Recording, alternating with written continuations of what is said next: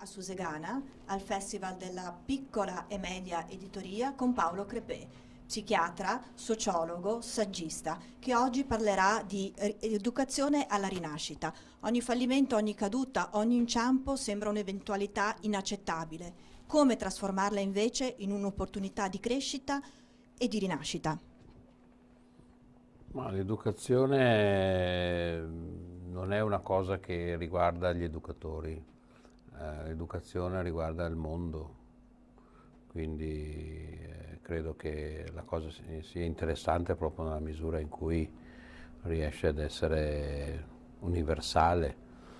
L'educazione vuol dire elevare le persone, dargli una possibilità, non è solo pedagogia, è una scienza della vita in qualche modo.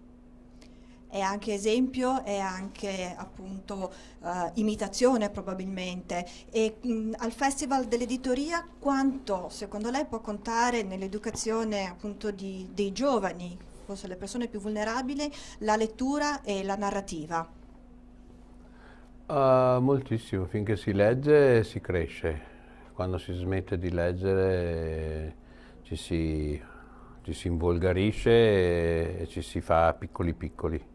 Quindi credo che la cosa più bella sia proprio esattamente quella di riuscire a dare anche attraverso la tecnologia, perché poi la tecnologia non deve essere contrapposta alla lettura, anzi deve facilitarla, in qualche modo l'ha anche facilitata.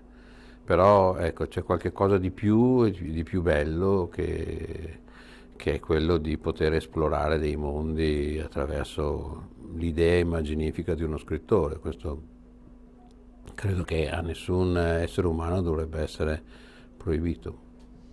Quindi arte e scrittura, quindi, e anche scienza giocano un ruolo fondamentale in questa occasione appunto di rinascita e di nuova opportunità di fronte ai fallimenti, alle cadute. Sì, sì, certo, l'arte dello scrivere e del leggere sono collegate, ovviamente sono modi per in qualche modo uscire da questa piccola parte del mondo che noi abitiamo. Ognuno di noi è troppo piccolo rispetto all'universo, quindi la lettura è un viaggio, è uno strumento come una specie di razzo che ti permette di partire da dove sei e arrivare con la fantasia, con l'immaginazione chissà dove. Quindi rinascita possibile ad ogni età, da giovani, da anziani. Ci sono dei fallimenti che sono più difficili da affrontare in età giovanile oppure in età magari senile?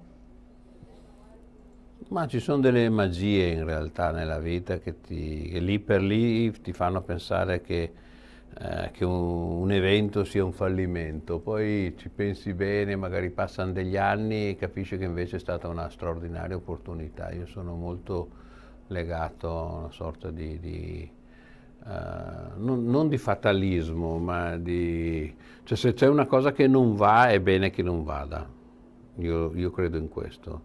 Cioè, un incontro che non ingrana è bene che finisca lì. Poi uno magari pensa che quell'incontro sia un fallimento, una cosa.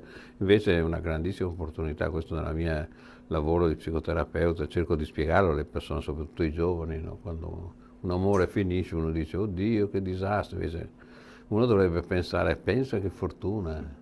No, perché pensa se andava avanti altri 3 anni, che disastro sarebbe stato. Quindi ci sono dei servomeccanismi, chiamiamoli così, che sono interessanti. Ci sono dei magnifici fallimenti e delle orrende vittorie.